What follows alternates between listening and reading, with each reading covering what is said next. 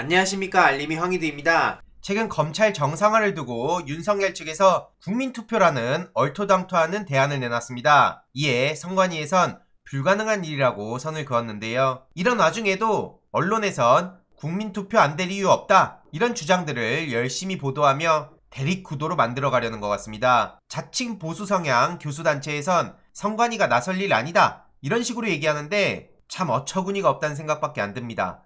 이에 대해서 오마이뉴스에선 그래도 다른 보도를 하고 있는데요. 윤석열 측의 국민투표 부의 구상은 여러 논란이 예상된다며 국민의 입법권을 침해하고 정치적 부담도 주요 관건이고, 정의당 측에서도 윤석열 측이 헌법을 자의적으로 해석하고 있다, 이건 대의민주주의와 국회의 역할을 진중하게 고민하지 않은 태도라며 재외국민 투표권 행사를 제한해서 헌법 불합치 결정을 받은 바 있다는 얘기가 나오는 겁니다. 게다가 최근 민주당에선 김건희 무혐의 결론을 두고 이게 검찰이 자랑하는 수사 능력이냐, 이렇게 비판을 하고 나서기도 했는데요. 최근 김건희 무혐의 결론이야말로 검찰 정상화의 필요성을 보여주는 사례라고 비판을 하고 나선 겁니다. 이수진 민주당 원내대변인은 김건희 관련 주가 조작 사건은 단순 연루자가 아니라 핵심 공범임을 가리키고 있다며 뒤늦게 검찰이 김건희 씨를 소환 조사하기로 한 모양인데 소환 쇼를 하겠다는 것밖에 되지 않는다, 그러면서 국민대까지 저격을 했습니다. 최근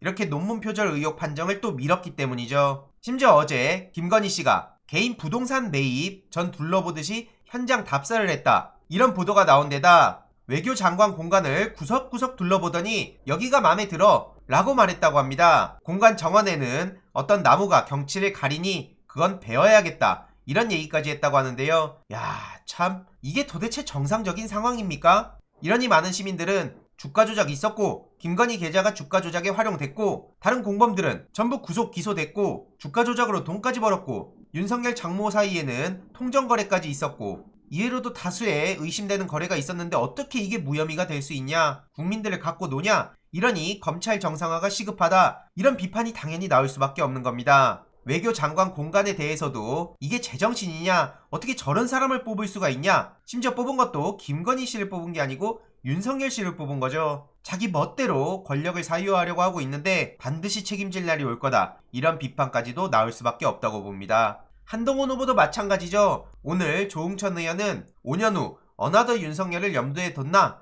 라며 국민의힘과 윤석열 측의 뻔뻔한 태도를 지적했는데요. 박지원 위원장은 어제 한동훈 후보를 향해 일개 장관 후보자가 라며 따끔하게 지적하기도 했습니다. 제목이 좀 어이가 없는 건 문재인 대통령과 맞짱 뜬 한동훈이요? 한동훈 후보가 아무 소리나 하면 그게 맞짱을 뜬 겁니까? 아무튼 박지원 위원장은 직업 윤리와 양심에 맞게 그동안의 잘못을 고백하고 사퇴하라며 한동훈 후보를 강하게 비판했습니다. 전화 한 통으로 국회의원들의 합의를 바로 뒤집어버리는 건 일개 장관 후보의 선을 한참 넘은 거죠. 참고로 저 일개 장관이라는 것은 한동훈 후보가 과거에 일개 장관이 국민 알 권리를 포샵질한다 라면서 되도 않는 소리를 했기에 이걸 그대로 돌려준 것으로 보입니다. 게다가 조성은 씨는 최근 윤석열 당선자 측을 향해 강하게 비판을 하고 있는데요. 고작 5년짜리 임시직이 입법권을 무시하고 있다, 자리 걸고 윤석열 재신임, 청와대 국방부 이전, 검찰 선진화법 다 묶어서 국민투표를 하든가 말든가 해라 라고 비판을 하고 있습니다. 애초에 말도 안 된다는 얘기를 저렇게 비판으로 하는 거고요. 최근 초보 아마추어 외교에 3가지 지적까지 나왔죠. 성김 특별대표와 사적인 만남이 공개되고 외교장관 공간이 증발되고 주한 일본 대사 후대하고, 이러니 한국 외교가 우스워졌다는 얘기가 나올 수밖에 없는 겁니다. 문재인 대통령이 올려놓은 국격을 하루아침에 무너뜨린다는 비판이 나오고 있고요.